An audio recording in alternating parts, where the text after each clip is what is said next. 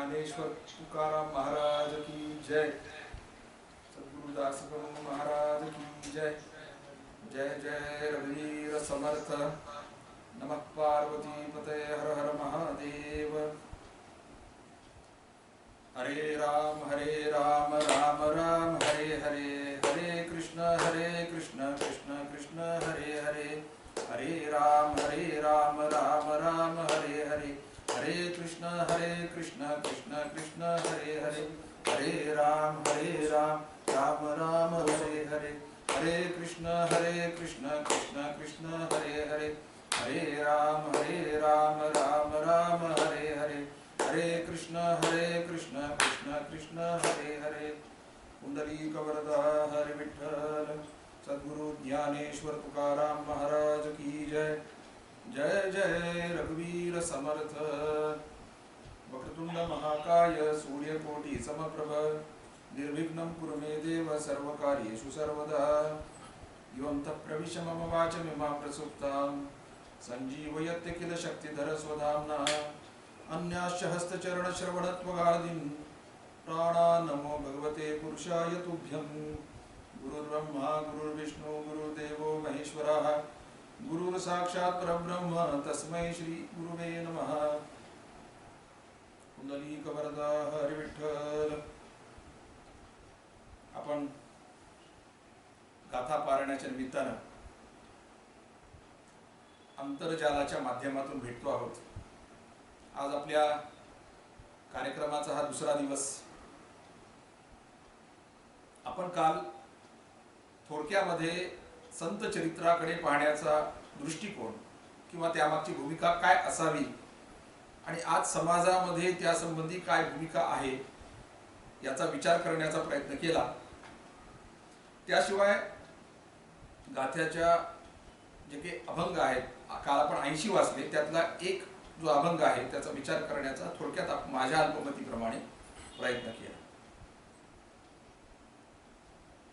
आपल्याला बहुतेकांना ही गोष्ट माहिती आहे की संत आणि भगवंत यामध्ये कुठलंही अंतर नसतं। तुकाराम महाराजांनीच एका ठिकाणी असं म्हणलेलं आहे की देवते संत प्रतिमा निमित्त त्या किंवा निमित्त प्रतिमा त्या, की देव आणि संत यामध्ये फरक काही नाही। असला फरक तर फक्त अवतार कृत्याच्या दृष्टीने आहे। थोडक्यात सांगायचं तर भगवंत वेळ प्रसंगी दुष्टाचा दुर्जनाचा नाश स्थूलामध्ये करतो, पण संत मंडळी केव्हाही दुष्टांचा नाश सूक्ष्मामध्ये त्याच्या विचारात बदल घडून आणण्याचा प्रयत्न करत असतात। आणि त्यामुळं जसं भगवंताबद्दल आपण असं म्हणतो की त्याच्याबद्दल बोलायचं म्हणजे कसं की यतो वाचो निवृत्तन्ते अप्राप्य मनसासह, की ज्याच्याबद्दल बोलताच येत नाही, ज्याच्याबद्दल वाणीच्या आश्रयाने काही बोलावं अशी शक्यताच नाही, कारण वाणीच्या कक्षेत ते बसतच नाही। आपल्याला माहिती आहे वाणीचे 4 प्रकार आहेत, पण तो त्याच्याही पलीकडे असल्यामुळे तो वाणीच्या कक्षेत बसत नाही। आणि जसं वाणीच्या कक्षेत भगवंत बसत नाहीत तसं संतही बसत नाहीत। तरीही वाचेला निर्मळता प्राप्त व्हावी, वाचेला पवित्रता प्राप्त व्हावी म्हणून संतांच्या लीलेचा, संतांनी सांगितलेल्या बोधाचा आपल्या अल्पमतीने का होईना विचार करण्याचा प्रयत्न करत राहिला पाहिजे। त्याचे अनेक कारण आहेत। त्यातलं एक कारण असं आहे की आपल्याला माहिती आहे की तुकाराम महाराजांची गाथा ज्यांनी घडवली आणि त्यानंतर तुकाराम महाराजांनी तिथं 13 दिवस उपोषण केलं आणि ती गाथा पुन्हा आपोआप पाण्यातून वर आली। भगवंतानी स्वतःच्या हाताने तुकाराम महाराजांना दिली। ते रामेश्वर भट ज्यांनी आरती तुकाराम महाराजांची केलेली आहे, तुकिता तुलनेसी ब्रह्म तुकासी आले, म्हणून रामेश्वरे चरणी मस्तक ठेविले। ते तुकाराम महाराजांना शरण आले। या ठिकाणी रामेश्वर भटांचं आपण जर एक गुण लक्षात घेतला की ज्यांनी संत निंदा केल्यानंतर त्यांच्या अंगाचा दाह झाला। आज आपण पाहतो समाजामध्ये की असे काही महाभाग आहेत की जे संत निंदा करतात पण त्यांच्या अंगाचा दाह होत नाही, जसा रामेश्वर भटांचा झाला। हा फरक आहे दोन मध्ये. आणि म्हणून रामेश्वर भट तुकाराम महाराजांना शरण आले. ते रामेश्वर भट एका अभंगामध्ये असं म्हणतात, तुकाराम तुकाराम म्हणता कापे यम. म्हणजे नुसतं तुकाराम तुकाराम म्हणलं तर यम सुद्धा कापतो म्हणे. म्हणजे आपल्याला या कोरोनाच्या काळामध्ये जे भयग्रस्तता किंवा बेचैनी आपल्याला वाढलेली आहे, ती तुकाराम महाराजांचं नुसतं नाव घेतलं तरीही आपल्याला ती शांतता प्राप्त होण्याची शक्यता आहे. पण असं आहे की तुकाराम महाराज एवढे जरी अधिकारी असले तरी तुकाराम महाराजांचा अधिकार आपण कालही पाहिलं की त्या काळातल्या लोकांनाही कळाला नाही आणि आपल्यालाही अजून तो पुरेसा कळालेला नाही. कारण जोपर्यंत संतत्व अंगात येत नाही तोपर्यंत संतांचा अधिकार कळत नसतो. आणि मग होतं काय की स्वतः तुकाराम महाराज किंवा स्वतः कुठलाही संत जेव्हा आपलं चरित्र सांगतो तेव्हा नाही म्हणलं तरी बुद्धिभेद कुठंतरी होत असतो की हे संत असून असे कसे वागले, हे संत असून असे कसे केले, या प्रसंगात असे कसे वागले वगैरे वगैरे आपल्याला वाटत असतं. तुकाराम महाराज स्वतःचं चरित्र सांगतात. चरित्र सांगताना त्यांनी अनेक गोष्टी गाथ्यामध्ये सांगितल्या, त्यातल्या काही गोष्टींचा आपण विचार करू. तुकाराम महाराज म्हणतात, बरे झाले देवा बाईल कर्कशा, बरी ही दुर्दशा जनामध्ये. की देवा मला बायको कर्कशा दिली म्हणजे माझ्यावर कृपा झाली म्हणतात. आता आपण कृपेत शब्दाचा अर्थ काय काढतो की माझ्याकडे सुव्यवस्थित सगळं आहे, माझ्या घरी कार आहे, माझ्या घरी काय 2 चाकी आहे, 4 चाकी आहे, माझे सगळे मुलं व्यवस्थित काम करत आहेत म्हणलं की आपण म्हणतो भगवंताची कृपा आहे, सद्गुरूची कृपा आहे. पण तुकाराम महाराज तसं म्हणत नाही. तुकाराम महाराज म्हणतात, बरे झाले देवा बाईल कर्कशा. किंवा तुकाराम महाराज एका ठिकाणी म्हणतात, न मिळो खावया न वाढो हा संतान, न वाढो हे संतान, परी हा नारायण कृपा करो. आता कृपा शब्दाची व्याख्या संतांची जी आहे आणि आपली जी आहे यामध्ये खूप मोठं अंतर आहे. जसं ते विज्ञानामध्ये मॅटर आणि अँटी मॅटर असं म्हणतात तसं ते आहे. तुकाराम महाराजांची बायको खरंच कर्कशा होती का? किंवा तुकाराम महाराज त्याच्यामुळे काय म्हणतात, अनुताप तुझे राहिलो निवांत, अनुताप तुझे राहिले चिंतन, झाला हा वमन संसार. किंवा एके ठिकाणी म्हणतात, बरे झाले देवा निघाले दिवाळे, बरी बा दुष्काळे कृपा केली. बरं झालं म्हणले देवा माझं दिवाळ निघालं. आपल्याला माहिती आहे की तुकाराम महाराजांनी गरिबी स्वीकारली, त्यांना गरिबी आली नव्हती. आपण नेहमी असं सांगायचे, आपल्याला आठवत असेल की गरिबी येणं किंवा एखाद्याला स्वतःला काही करता न येणं ही त्याची दुर्बलता आहे. पण ते स्वतःहून स्वीकारणं यासारखा मोठेपणा काही नाही. आणि ते तुकाराम महाराजांनी स्वतःहून ते स्वीकारलं होतं. आपल्याला शिखरांनाच्या जीवनामध्ये असे अनेक प्रसंग दिसतील की त्यांनी ते कसं स्वीकारलं होतं. तुकाराम महाराजांनी हे सगळं स्वीकारलं होतं आणि म्हणून ते म्हणतात, देवा बरे झालं माझं दिवाळ निघालं, त्या काळात दुष्काळ पडला होता, बरं झालं म्हणले ते. तुकाराम महाराज म्हणतात, बरे झाले देवा बाईल कर्कशा. तुकाराम महाराजांची जी बायको आहे जिजाबाई ती कर्कशा होती असं तुकाराम महाराज म्हणतात. पण आपण नेहमी सांगायचे की तुकाराम महाराजांची बायको ती महापतिव्रता. तुकाराम महाराजांना जीव घातल्याशिवाय ती कधी जेवली नाही. मग कर्कशा का होती? त्याचं कारण असं आहे की बघा, घरामध्ये माणसाला लागतं काय, अगदी मूलभूत गरजा जरी बघितल्या आपण तरी अन्न वस्त्र आणि निवारा या 3 गोष्टी लागतात. तुकाराम महाराजांना खायला घरी म्हणजे त्यांच्या मुलांना खायला अन्न नव्हतं. एक आईचं हृदय कसं होत असेल त्या आईच्या हृदयाला की ज्या आपल्या मुलाचं खातं पित्याचं वय आहे आणि घरात खायला अन्न सुद्धा नाही, 2-2 दिवस उपाशी राहायचं मुलांना. आणि तुकाराम महाराज कुठं भंडारा डोंगरावर बसून विठ्ठल विठ्ठल करत असायचे. आईचं हृदय कसं होईल? त्यामुळे ती तुकाराम महाराजांसोबत वाद घालत होती. एकदा असं झालं बघा, तुकाराम महाराजांजवळ काही नसताना दान देण्याची प्रवृत्ती कशी होती. एकदा झालं असं म्हणे, तुकाराम महाराज कर्मधर्म संयोगाने घरी होते आपले आणि जिजाबाई स्नानाला गेली. आता ते स्नानगृह म्हणजे काय असणार आहे, काही फार मोठा हायफाय स्नानगृह नाही, आपला आडोसा लावलेला आहे एकच साडी आहे जवळ जिजाबाईची. ती साडी जिजाबाईंनी अशी ती भिंतीवर टाकली. भिंतीवर टाकली आणि त्याच वेळेस झालं असं की एक ब्राह्मण बाई याचक म्हणून तुकाराम महाराजांना आली आणि तुकाराम महाराजांना म्हणते की काही करावं महाराज, म्हटले मला साडीच नाहीये, तुम्ही एक साडी तरी द्या म्हटले मला. आता तुकाराम महाराजांनी काय करावं, जी बायकोची एकुलती एक साडी होती जी तिथं त्या भिंतीवर टांगलेली होती ती काढून घेतली हातामध्ये आणि त्या बाईला दिली. आणि त्या बाईला काय म्हणतात, पळ पटकन, तू पळ लवकर, पळ इथून. ती बाई जर बाहेर आली ना तर तुझं काहीतरी वेगळंच करेल. तिला पळून लावतात, साडी देऊन टाकतात तिला आणि आपणही पळून जातात. आता मला सांगा, अशा वेळी त्या बाईनी करावं का? एकच साडी आहे जी देऊन टाकलेली आहे, ही त्या न्हाणीघरामध्ये आहे, तिचं स्नान चालू आहे, त्यावेळेस हे सगळं प्रकार घडतो आहे. आता स्नान झाल्यानंतर त्या बाईनी करावं का? आता आपल्या घरामध्ये मला सांगा, एवढ्या मोठ्या साड्या महिला मंडळांना आजकाल असतात की कपाट उघडलं तरी सगळ्या साड्या अंगावर येतात. आता ते घडलं असं की आपण सोबत एक बाई उत्तर काशीला गेली होती, अशीच गुरु भगिनी आपली, आणि आपण सोबत चर्चा करत बसली. आता काय विषय, अध्यात्माचा विषय तर फार वेळ बोलता येत नाही. मग ती बाईनी लगेच राजकारणाचा विषय काढला आणि त्या काळामध्ये एक महिला मुख्यमंत्रीच्या घरावर धाड पडली होती आणि तिच्या घरामध्ये अनेक साडीचे असे संच मिळाले होते, चपलाचे अनेक संच मिळाले होते वगैरे वगैरे, बरंच काही संपत्ती तिच्याकडून जप्त करण्यात आली होती. या विषयावरती आपण बरोबर चर्चा करते आहे.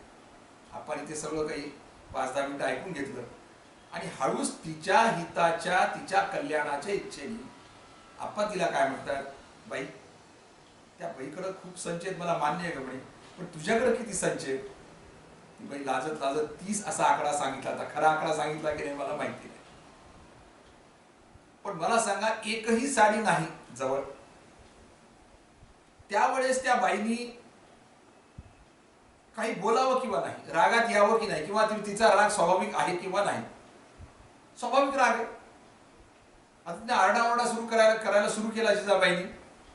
सगळ्या त्या गल्लीतले लोक, त्या ठिकाणचे समाज जो आहे तो जमला होता आणि तेवढ्याच वेळामध्ये प्रत्यक्ष भगवान पांडुरंगाला दया आली आणि त्यांनी असं तिथे एक प्रकाश तयार झाला आणि जणू काही भगवंतानी वस्त्रावतार घ्यावं तसं एक साडी जिजाबाईकडे आली. या साडीचा प्रकाश सगळीकडे पडलेला होता त्या घरामध्ये. ते पाहून सगळे लोक आश्चर्यचकित झाले. म्हणजे भगवंत लीला कोणासाठी करतो, तर संतांसाठी करतो. असा जो काही चमत्कार केला भगवंतानी, पण त्या ठिकाणी महिपती महाराजांनी जे चरित्र लिहिलंय, जे सर्वात आपण अधिकृत मानतो, त्या महिपती महाराजांनी या चरित्राचं वर्णन, चरित्रामध्ये हा प्रसंग वर्णन करताना असं लिहिलंय की जिजाबाई म्हणती, मेल्यानी जादूटोना करून मला फसवण्यासाठी हे सगळी लीला केली म्हणली. एवढा मोठा चमत्कार आहे बरं का. त्या काळ्याने म्हणे माझ्या नवऱ्याला एवढं फसवलं. जिजाबाईसाठी एवढा मोठा चमत्कार झाला, भगवंतानी स्वतः केला. पुढे असं घडलं एकदा की आपल्याला मी सांगितलं की जिजाबाई जरी एवढ्या मोठ्या कर्कश असल्या तरी तुकाराम महाराजांना जीव घातल्याशिवाय जेवत नव्हतं. तुकाराम महाराज भंडाराच्या डोंगरावर बसलेले, इकडे मुलांना जीव घालावं, सगळं ती अन्नाची सामुग्री कपड्यामध्ये बांधून घ्यावी, ती डोक्यावर टाकावी, हातात पाणी घ्यावं आणि जावं. आता जाताना पूर्वीचा काळ आहे, पायात काही चप्पल नाही, काही नाही, पायात काटा घुसला. स्वतः भगवंत काटा काढायला आले आणि मग दोघं मिळून त्या भंडाराच्या डोंगरावर गेले जिथं तुकाराम महाराज भजन करत बसले. आणि मग असं सांगतात की प्रत्यक्ष पांडुरंग, तुकाराम महाराज आणि जिजाबाई या तिघही मिळून भोजनाला बसले. आता जिजाबाईच्या मनात काय आलं, म्हणजे एकच भाकरी आणली, खाणारे 3 जण, आता कसं खाव. भगवान गालातल्या गालात हसले आणि मग जिजाबाईंनी आता पर्यायच नाही, आता बसलेच खायला म्हटल्यानंतर आता खाऊ तर घालावं लागणार आहे. शिदोरी उघडली, एक भाकरी वाढल्याबरोबर तिथं दुसरी भाकरी प्रगट झाली. हा चमत्कार जिजाबाईंनी पाहिला आणि सगळ्यांनी मिळून तिथं शांतपणे तिघांनी अतिशय आनंदामध्ये जेवण केलं. संत मंडळीच्या जीवनामध्ये हे जे चमत्कार घडतात ते चमत्कार संत मंडळी स्वतःचा अधिकार लपवण्यासाठी हा चमत्कार होऊ नये, लोकात प्रगट होऊ नये असा प्रयत्न करत असतात आणि भगवंत त्यांच्यासाठी तो त्यांचा अधिकार प्रगट व्हावा म्हणून हे चमत्कार लोकांसमोर प्रगट करत असतात. पण जेव्हा ते आपलं आत्मचरित्र सांगतात किंवा जेव्हा त्यांच्या लीला या लोकांमध्ये जे काही त्यांचं वागणं दिसतं तेव्हा त्यांचा अधिकार तसा लोकांना फारसा कळत नसतो. जसं की त्यांच्या चरित्रामध्ये त्यांनी स्वतः वर्णन केलेले जे काही आपण गोष्टी पाहिल्या की अनुताप तुझे राहिले चिंतन झाला हा वमन संसार. की तुकाराम महाराजांना अनुताप झाला. तुकाराम महाराज स्वतः सांगतात की मला अनुताप झाला, त्रिविध तापाने मी पोळलो आणि त्यामुळं संसार वमनासारखा झाला. असंच म्हणजे काय झालं ते आता बद्धाचे साधक झाले असं वाटू शकतं आपल्याला. म्हणून हे सांगतो आहे की हे आपली फसगत कशी होते. संत मंडळी हे आपल्याला आपल्या जीवनामध्ये कशा पद्धतीने या मार्गावर प्रवास करायला पाहिजे याचं दिशा दर्शन देत असतात. आता आपल्याला माहिती आहे की तुकाराम महाराजांच्या जीवनामध्ये आणखीन एक घटना अशी घडलेली आहे की तुकाराम महाराज मंदिरामध्ये त्या पांडुरंगाची स्थापना ज्या मंदिरात देऊला झालेली आहे तो जो पांडुरंग आहे तो त्यांच्या पूर्वजांना स्वप्न दर्शनातून मिळालेला पांडुरंग आहे.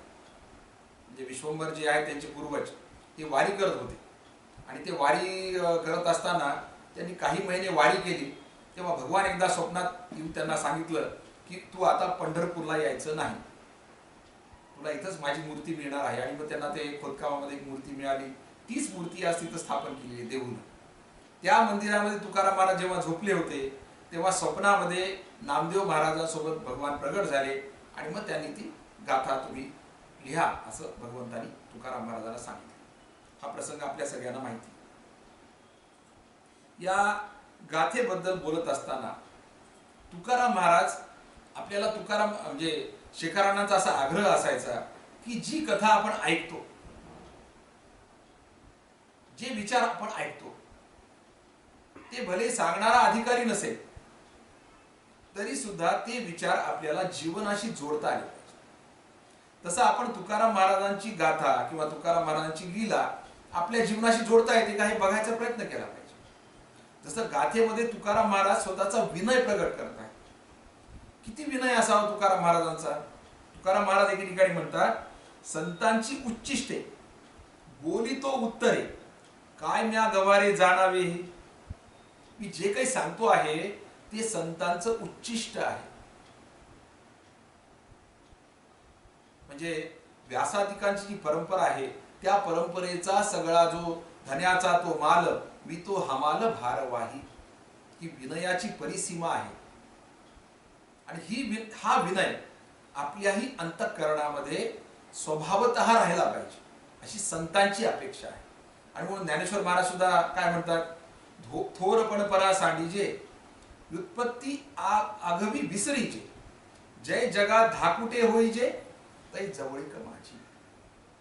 की आपल्याला धाकुट झाल्याशिवाय जगासमोर धाकुट झाल्याशिवाय भगवंताची जवळीक प्राप्त होणार नाही.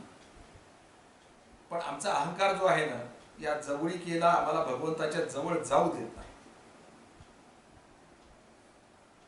आणि म्हणून आपल्याला या तुकाराम महाराजांच्या चरित्राच्या तुकाराम महाराजांच्या अभंगाच्या साक्याने तो विनय आपल्या अंतःकरणात यावा.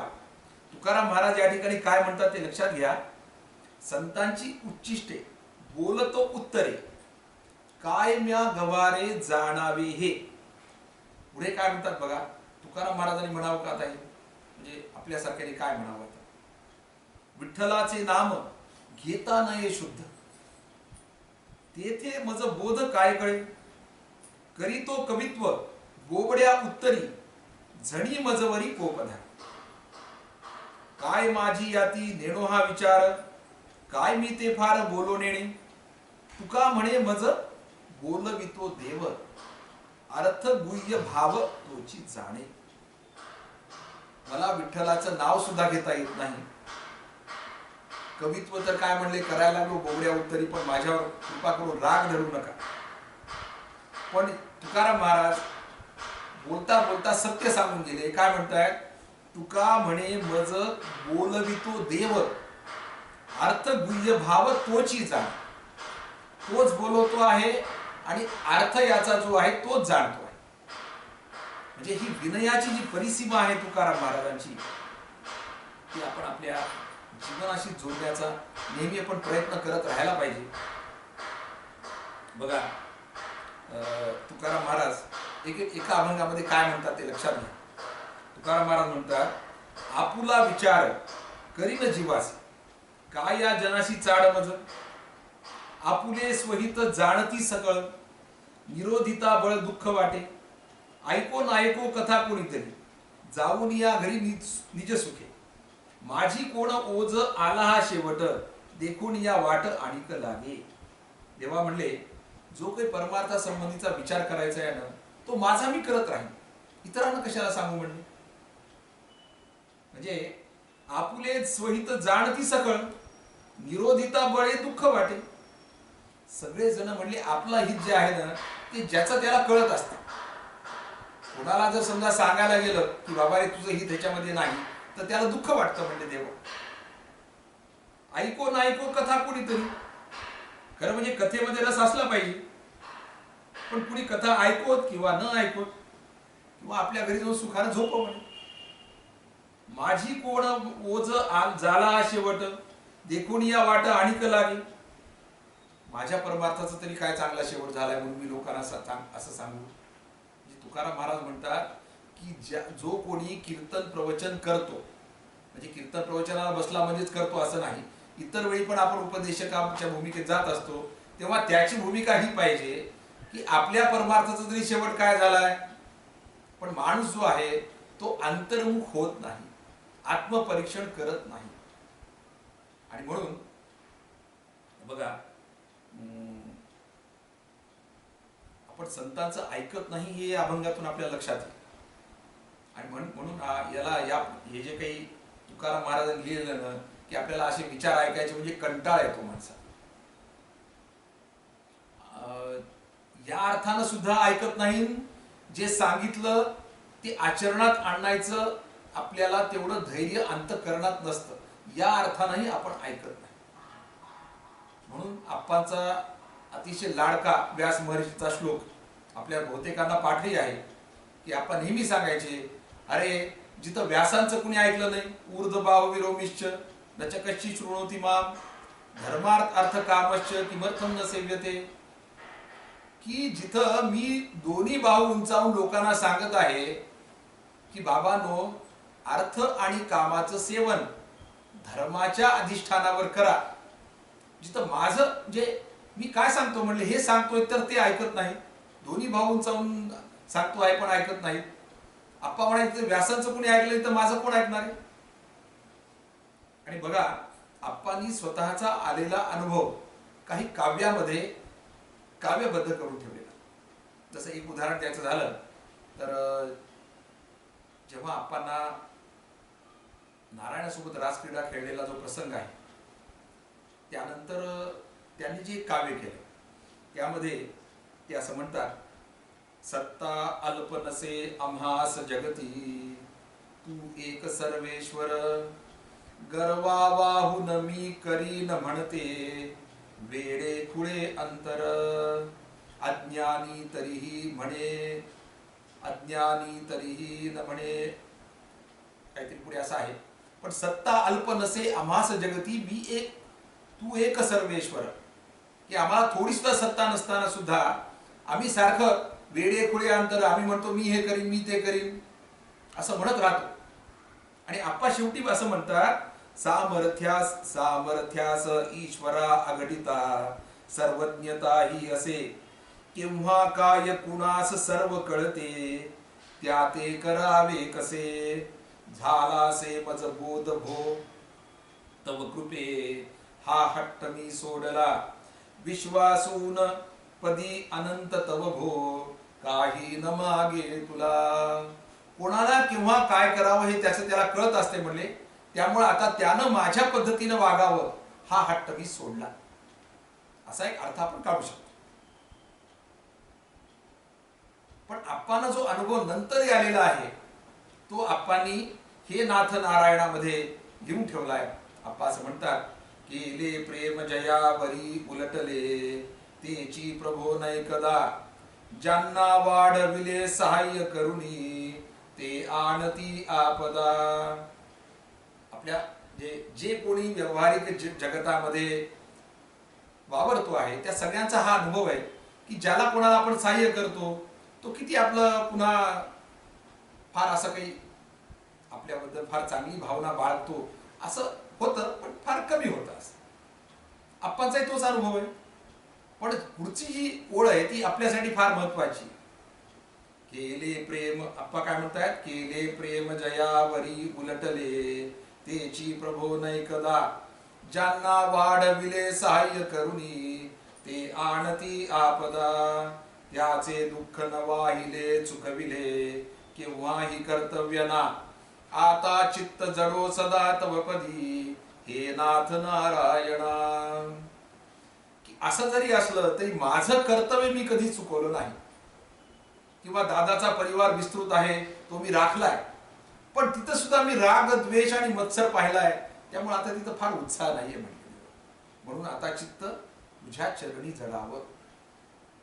सांगायचं तात्पर्य असं की तुकाराम महाराज या अभंगामध्ये असं म्हणतात की आपुला विचार करीन जीवासी, काय या जनासी चाड मज, आपुले स्वहित जाणती सकळ, विरोधिता बळ दुःख वाटे. त्यांना थोडा जरी विरोध केला की बाबा रे या गोष्टीमध्ये तू रस घेऊ नको, तर त्यांना दुःख वाटतं. मला सांगा, आज करोना काळामुळे सगळीकडे कुलूप बंद परिस्थिती आहे, लॉकडाऊन चालू आहे, सगळे आपण घरामध्ये आहोत. आता त्याचा परिणाम असा झाला की आबाल वृद्ध सगळे भ्रमणध्वनीवर बसलेले. आपला भ्रमणध्वनीवर किती वेळ जातो याचा जर विचार केला आपण तर दिवसामध्ये किमान 2 तास, मी तर किमान म्हणतोय, त्याच्यापेक्षा जास्त वेळ जातो आपला. पण परवाच एकाने असं सांगितलं की ते ख्रिश्चन लुशर नावाची एक स्वीडिश कोणीतरी सायंटिस्ट आहे, त्याचं नाव आहे ख्रिश्चन लुशर. त्या ख्रिश्चन लुशरने एक प्रयोग केला. प्रयोग काय केला तर सामान्यतः प्रयोग जे केल्या जातात ते उंदरावर केल्या जातात. तर उंदरावर एक प्रयोग असा केला की त्या उंदराच्या मेंदूवर एक इलेक्ट्रोड ठेवला, संप्रेरक ज्याला आपण म्हणतो, ते त्याच्या मेंदूवर ठेवला आणि जेव्हा एक बटन दाबल्या जाईल त्या उंदराकडून तेव्हा त्याच्या ब्रेनला एक सिग्नल जातो, अशी व्यवस्था, संदेश जातो, अशी व्यवस्था केली की जे संदेश गेल्यामुळे डोपामिन नावाचा एक द्रव त्याच्या मेंदूमध्ये स्त्रवतो. मग ते व्यवस्था सगळी करून ठेवली. त्या उंदरानं कधी नाही चुकून त्याचं जे तिथे एक बटन होतं, स्विच होता, त्या स्विचवर त्याचा पाय पडला. ते पाय पडल्याबरोबर ते संप्रेरक त्याच्या त्या मेंदूमध्ये गेला, सिग्नल गेला. सिग्नल संदेश गेल्याबरोबर ते डोपामिन नावाचा द्रव स्त्रवला. आणि ते डोपामिन नावाचा द्रव असा आहे की जे एकदा जर स्त्रवला तर माणसाला तीच गोष्ट पुन्हा पुन्हा करावी वाटते, की ज्यामुळे ते डोपामिन पुन्हा एकदा स्त्रवत राहील. मग हा उंदीर जो आहे तो दिवसामध्ये किमान 1000 वेळा ते बटन दाबत राहील. त्याला जर त्याच्यापासून विलग केलं तर तो त्या अस्वस्थ व्हायचा. हे जसं उंदराच्या बाबतीत सत्य आहे तसं आपल्या बाबतीतही हे सत्य आहे की आपण जेव्हा हे भ्रमणध्वनी हातात घेतो, आपल्या आवडीची कुठलीही गोष्ट असो. आता आज आपल्याला भ्रमणध्वनीचं उदाहरण देता येतं कारण हे आबालवृद्धासाठी लागू आहे. आबालवृद्धामध्ये हे जे भ्रमणध्वनीचं प्रमाण वाढलेलं आहे त्याचं एकमेव कारण आहे, आजचं विज्ञान सांगतं त्याप्रमाणे, की जेव्हा ते भ्रमणध्वनी हातामध्ये येतो तेव्हा आम्हाला त्याचं ॲडिक्शन का लागतं, तर त्याचं कारण असं आहे की ते डोपामिन नावाचं द्रव स्त्रवतं आणि ते सारखं स्त्रवत राहावं वाटतं. आणि जर कोणा एखाद्या मुलाला जर त्यापासून दूर केलं तर त्याची चिडचिड होते, त्याला संताप येतो, तो आदळआपट करायला लागतो. मोठे करत नसतील असं गृहीत धरू आपण, पण लहान मुलं तर करतात नक्कीच. आणि मग आजकाल काय झालंय, रात्री 2 वाजेपर्यंत जागायचं, 3 वाजेपर्यंत जागायचं, केव्हा तरी 3-3:30ला झोपायचं, सकाळी 8-8:30-9ला उठायचं. तिथून ते सगळं त्यांचा दिनक्रम सुरू होतो. आणि यामुळं आजचं जे विज्ञान सांगतं त्याप्रमाणे हार्मोनल बॅलन्स राहत नाही शरीरामध्ये. कारण ज्यावेळी आपण झोपायला पाहिजे त्यावेळेस न झोपता आपण सारखं ते अंधार करून तो भ्रमणध्वनी बघत राहतो. त्या भ्रमणध्वनी अंधारात बघण्याचे अतिशय दुष्परिणाम डोळ्यावर होत आहेत आणि डोळ्यापेक्षा मेंदूवर होत आहे. कारण त्या मेंदूला जे काही संदेश जातात आणि ते संदेश जे सारखे असे सतत असे वेगवेगळे येतात ना त्या चित्रामध्ये, त्यामुळे ते जे पिक्चर, ते चित्र जे मेंदूवर येत राहतं त्याचे दुष्परिणाम मेंदूवर होतो. मेंदू सारखा विचार करायला लागतो आणि तो इतका वेगानं करायला लागतो की जेव्हा माणूस त्यापासून दूर होतो तेव्हा त्याला माणसामध्ये बसणं निरस वाटायला लागतं. ते जे काही संशोधन ज्यांनी केलंय ते असं म्हणतात की एकत्र जेवायला बसणं सुद्धा निरस वाटायला लागतं. तो आपला एकटा एकटा जाणार, एकटाच ताट घेणार, वर जाऊन बसणार, खाली जाऊन बसणार, जिथं कुठं त्याची खोली तिथं जाऊन बसणार आणि स्वतः खात बसणार. आता खाताना सुद्धा काय करणार, तर खातानाही भ्रमणध्वनीच पाहत बसणार. याचा दुष्परिणाम असा आहे की माणसाला नीट झोप लागत नाही. त्याला जर व्यवहारामध्ये यश प्राप्ती पाहिजे असेल, आपण अध्यात्माचा विचार नंतर करू, व्यवहारामध्ये जर यश पाहिजे असेल तर जी एकाग्रता लागते, अभ्यास करायला असो की कुठल्याही गोष्टीसाठी असो, ती एकाग्रता त्याला प्राप्त होत नाही. त्याची अँक्झायटी लेवल म्हणजे उत्सुकता जी आहे ती अतिशय वाढलेली असते. तो व्यक्ती छोट्या छोट्या गोष्टीमुळे डिप्रेशन मध्ये जातो. म्हणजे त्याला लवकर निरुत्साहितपणा लगेच येतो. एखादी गोष्ट मनाविरुद्ध झाली की हा निरुत्साहितपणा. त्याचे पेशन्स म्हणजे जी सहनशक्ती आहे ती सहनशक्ती कमी होते. बघा, तुकाराम महाराजांच्या जीवनामधून किंवा कुठल्याही संतांच्या जीवनामधून आपल्याला हे दिसून येतं की त्यांच्या जीवनामध्ये त्यांनी कितीतरी गोष्टी भोगल्या आहेत, कितीतरी दुर्दैवी प्रसंगाला ते समोर गेलेले आहेत आणि त्या सर्व प्रसंगाला त्यांनी अतिशय धैर्याने सामना केलेला आहे. आणि आज काय होतंय आपलं की आपल्याला थोडं जरी विरोधात गेला आपला प्रसंग एखादा की दिवसभर त्याचा ताण आपल्या मनावर राहतो. हा असा वागायला नाही पाहिजे, तो तसा वागायला नाही पाहिजे, वगैरे वगैरे जे काही आहे. याचा प्रमुख आज जे काही घटक आहे आपली मानसिकता अशी बनण्यामध्ये, त्यामध्ये मुख्य भूमिका भ्रमणध्वनी करत आहे म्हणून थोडंसं सांगितलं. आणि म्हणून तुकाराम महाराज जे सांगतात, आपुले स्वहित जाणती सकळ, निरोधिता बळे दुःख वाटे. की जर समजा त्याला त्यापासून काढायचा प्रयत्न केला तर त्याला दुःख वाटतं. त्याला वाटतं हा कोण सांगणारा शहाणा लागून गेला, कोण आहे हा शहाणा, याला स्वतःला काय कळतं म्हणून मला सांगायला. आणि त्यामुळं होतंय असं की आता बघा, आपल्याला सांगितलं तर आश्चर्य वाटेल की डॉक्टर रिचर्ड डेव्हिन्सन नावाचे एक व्यक्ती आहेत ज्यांचं अनेक पुस्तकं आहेत त्यांची. माइंडफुलनेस नावाचं त्यांचं हेल्दी माइंडफुलनेसवर त्यांचं अनेक वर्कशॉप वगैरे होत असतात. तर त्यांनी अमेरिकन सोसायटी म्हणजे अमेरिकन समाज कोणकोणत्या आज चॅलेंजेसला त्याचा सामना करत आहे असं सांगताना त्यांनी सांगितलं की म्हणले आपल्याकडे काय झालंय, म्हणले एकतर एकाग्रता लोकांची खूप कमी झाली. दुसरं असं म्हणतात ते की निगेटिव्ह सेल्फ टॉकिंग खूप वाढली. माणूस स्वतःबद्दल नकारात्मक विचार जास्त करतो आहे. स्वतःबरोबर बोलत असताना नकारात्मक जास्त बोलतो आहे. म्हणजे मी असा, मी तसा, हे असं नको व्हायला पाहिजे, हे असं होणारच नाही माझ्याबरोबर, चांगलं होणारच नाही, वगैरे वगैरे असं सारखं बोलत आहे. या सगळ्या गोष्टी ज्या काही 4 सांगितल्या त्यांनी, डिप्रेशन, लॉस ऑफ म्हणजे मिनिंग, पर्पज ऑफ लाईफ, जे काही सगळं आहे ते त्यांनी सांगितलेल्या बऱ्याच गोष्टी आहेत. तर ह्या ज्या गोष्टी आहेत, या गोष्टीपासून जर आपल्याला दूर जायचं असेल तर खरं म्हणजे संत चरित्र ऐकलं पाहिजे. पण तुकाराम महाराजांना म्हणायची परिस्थिती आली, काय म्हणायची परिस्थिती आली? ऐको नायको कथा कोणीतरी, जाऊनी घरी निजे सुखे, निजे सुखे. की म्हणले मी कथा करतो, पण जर कोणी ऐकलं काय नाही ऐकलं काय, माझं मी जाऊन झोपतो म्हणले घरी. म्हणजे ते जरी झोपला आपापल्या घरी तरी माझं मी कथा करीन, माझी भगवंताची सेवा म्हणून करीन. एकदा असं झालं, प्रसंग आठवला म्हणून सांगतो, की जोग महाराज त्यांचं कीर्तन मनमाडला ठेवलेलं होतं. तर कीर्तनालाही मनमाडला ठेवलेलं असल्यामुळे ते गेले त्या कीर्तनाला. तिथं जिथं कीर्तन ठेवलेलं होतं तिथं आयोजकाचा पत्ता नाही, लोकांचा पत्ता नाही, कोणाचाच पत्ता नाही. हे त्या स्थळी गेले. आता काय करायचं म्हणजे, कुणीच नाही समोर. मग यांनी काय करावं? त्या साथीदाराला सांगितलं, म्हणले तू काय कर म्हणले, ते जोपर्यंत आपल्याला अभंग गायन करायचं ना तोपर्यंत साथ कर, आणि जेव्हा विवेचन करतो ना तेव्हा तूच समोर येऊन बस म्हणे. म्हणजे संत मंडळी ही त्यावेळेस कोणीही श्रोता नसताना सुद्धा त्या आपल्या साथीदाराला श्रोता बनवून ती कथा केली.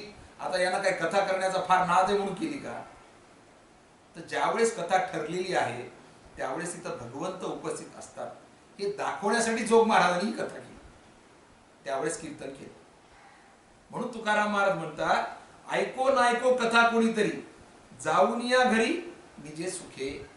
तो आपल्या घरी जाऊन सुखानं झोपला काय किंवा कथेला आला काय. आता काय माहिती का, काही जण घरी सुखानं झोपतात ते खरं आहे, पण काही जण घरी झोप येत नाही म्हणून कथेत येतात.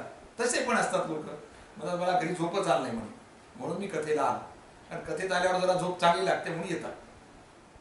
पण तुकाराम महाराज म्हणतात, ऐको नायको कथा कोणीतरी, जाऊन या घरी निजो सुखे. माझी कोणी ओझ झाला हा शेवट, देखून या वाट आणिक लागे. की माझ्याच परमार्थाचा शेवट काय फार चांगला झालाय म्हणून लोकांनी माझी कथा ऐकावी. म्हणजे ही जी अभंग, या अभंगामधला हा हे जे चरण आहे हे आपल्यासाठी आत्मपरीक्षण करण्यासाठी लिहिलेलं आहे. अंतर्मुख वृत्ती करी जरी बगणे असेल हरी. समर्थ रामदास स्वामी एके ठिकाणी असं म्हणतात, लोक नाना परीक्षा जाणती, लोक नाना परीक्षा जाणती, परी अंतर परीक्षा नेणती, तेने करंटी होती प्राणी तया. की आपण आपला आज करंटे पण एकाच कारणामुळे आहे की हा असा करतो आहे, तो तसा करतो आहे, यावर आपण चविष्टपणे चर्चा करतो. पण माझ्या अंतःकरणामधल्या दोषाबद्दल मी स्वतःशी चर्चा करतो का? आणि यासाठी आपण नेहमी एक आपल्याला आठवत असेल त्यांचा आग्रह असायचा की माणसाने झोपण्यापूर्वी 10 मिनिटं आज दिवसभरात मी कसा वागलो, कसा वागायला पाहिजे होता, मी आज नाम घेताना माझ्या अंतःकरणात भाव काय होता, काय भाव असला पाहिजे होता, याबद्दलचा ताळेबंद, ऑडिटिंग आपण ज्याला म्हणतो, ते आपलं आपल्याशी करता आलं पाहिजे. आणि ते अत्यंत कठोरपणे करता आलं पाहिजे. जेवढ्या कठोरपणे आम्ही दुसऱ्याचं परीक्षण करतो त्याच्यापेक्षा जास्त कठोरपणे आम्हाला आमचं परीक्षण करता आलं पाहिजे. पण दुर्दैव असं आहे की झोपण्यापूर्वी 10 मिनिटं बसणं, प्रयोग करून बघितलं असेल ज्यांनी, त्यांना लक्षात येईल की झोपण्यापूर्वी 10 मिनिटं शांतपणे बसणं फार अवघड गोष्ट आहे. आणि तेही सातत्यानं बसणं ही जास्त अवघड आहे. मला झोप यायली म्हणतो आणि झोपून जातो, उद्यापासून करू म्हणतो, ते उद्या कधीच उजाडत नाही. हे करता आलं पाहिजे आम्हाला आज हे शिकायचंय की हे आत्मपरीक्षण आम्हाला करता आलं पाहिजे. कारण या आत्मपरीक्षणाचे अनेक व्यावहारिक फायदे सुद्धा आहेत. ज्यांनी ते एक लेख लिहिला होता, मागे एका इंग्रजी वर्तमानपत्रामध्ये प्रसिद्ध झाला होता की पूर्वी कसं आहे, इंटेलिजंट क्वोशंट मोजायचे म्हणजे आयक्यू मोजायचे, त्यानंतर इमोशनल क्वोशंट मोजायला लागले म्हणजे भावनिक अंक. पहिले बुद्ध्यांक मोजायला लागले, मग भावनिक अंक मोजायला लागले, आणि नंतर स्पिरिच्युअल क्वोशंट मोजायला लागले म्हणजे आध्यात्मिक अंक. आणि त्या रिसर्च करणाऱ्यांनी, संशोधन करणाऱ्यांनी असं सिद्ध केलं की ज्या व्यक्तीचा स्पिरिच्युअल कोशंट चांगला, तो व्यवस्थापन शास्त्रामध्ये जास्त चांगल्या पद्धतीनं काम करू शकतो. पण त्यानं त्यासाठी रोज 10 मिनिटं हे चिंतन केलं पाहिजे की मी आज माझ्या कर्मचाऱ्यांसोबत कसा वागलो. आणि जो असा चिंतन करत होता त्याच्या वागण्यामध्ये खूप चांगले बदल झाले आणि तो एक चांगला मॅनेजर म्हणून काम करू लागला, असं त्यांना त्यांच्या संशोधनात दिसून आलं. म्हणजे अध्यात्माचं जरी नसलं तरी व्यवहारिक जगतामध्ये सुद्धा एखाद्या माणसाला जर या पद्धतीनं प्रवास केला तर त्याच्यामध्ये तो जिथं कुठं कार्य करत असेल त्यामध्ये त्याला अनेक स्वतःमध्ये बदल दिसून येते. अर्थात आपण सांगितलं म्हणजे ते अध्यात्मामध्ये आणि व्यवहारामध्ये दोन्ही हे दैलीदीप न्यायासारखं आहे. जसं दैलीदीप न्याय म्हणजे काय, तर दिवा हा जेव्हा आपण उंबरावर ठेवतो तेव्हा त्याचा प्रकाश बाहेरही पडतो आणि आतही पडतो. त्या पद्धतीनं या आत्मपरीक्षणाचा उपयोग व्यवहारिक जगतातही होतो आणि आध्यात्मिक प्रवासासाठी सुद्धा होतो.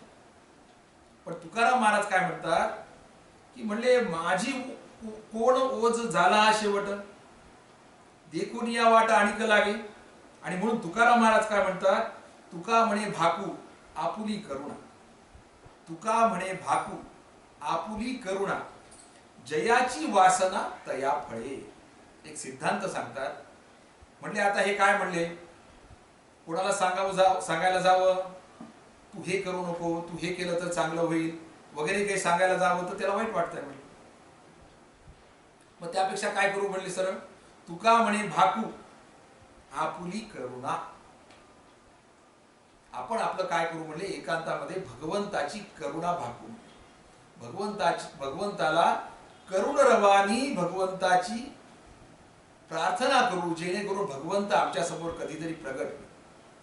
आपल्याला नंद स्तोत्रामध्ये आपण जे म्हणलेलं आहे ते आठवत असेल की ते एका ठिकाणी म्हणले ना आपण, लौकिका मुकला तुका. आपण काय म्हणले, लौकिका मुकला तुका सुख मानुनी करी चिंतना. की तुकाराम महाराज हे लौकिकाला मुकले आणि भगवत चिंतनामध्ये भंडाऱ्याच्या डोंगरावर एकांतात राहिले. म्हणजे काय लोकात येत नव्हते असं आहे का, अजिबात नाही. तुकाराम महाराज चरित्रात वर्णन आहे की दर 2 दिवसाला तुकाराम महाराज खाली येऊन कीर्तन करत होते आणि पुन्हा सकाळी डोंगरावर जायचे भंडाऱ्याचे. पण तुकाराम महाराज म्हणतात की त्या कीर्तनकाराची, प्रवचनकाराची भूमिका काय पाहिजे, की तुका म्हणे भाकू आपुली करुणा, भगवंताची करुणा जी भाकायची आहे ती आपल्यामध्ये सुधारणा होण्यासाठी करायची. आणि या ठिकाणी होतंय असं, जयाची वासना तया फळे. ज्याच्या अंतःकरणामध्ये जया अंतरी असे भाव जैसा, तया अंतरी वसे देव तैसा, अनन्यासी रक्षितसे चाप पाणी, रूपेक्षी कदा रामदासाभिमानी. की ज्याची वासना जी आहे त्याप्रमाणे त्याला फळ मिळणार आहे. हे एक शाश्वत सिद्धांत भगवंतानी सांगून ठेवला आहे. म्हणून आपल्याकडे वासना काय पाहिजे, समर्थ म्हणतात मना वासना वासुदेवी संगे वसुदे. की आमची जी वासना आहे अंतःकरणामध्ये ती भगवंताच्या प्रित्यर्थ असावी, भगवत दर्शनासाठी असावी. माझ्या अंतःकरणामध्ये वासना ही असावी की माझ्या सद्गुरु परंपरेसाठी मी समर्थ कसा होईल, त्यासाठी माझ्या जीवनाची वाटचाल कशी होत राहील, ही वासना माझ्या अंतःकरणामध्ये नित्य असावी.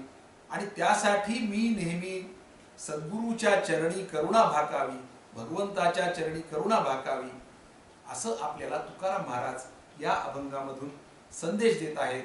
माझ्या अल्पमतीप्रमाणे मला जसं शक्य झालं त्याप्रमाणे सांगण्याचा मी प्रयत्न केला. झालेली सेवा सद्गुरूच्या चरणी आणि भगवंताच्या चरणी अर्पण करूया. विठ्ठल विठ्ठल विठ्ठल विठ्ठल विठ्ठल विठ्ठल विठ्ठल विठ्ठल विठ्ठल.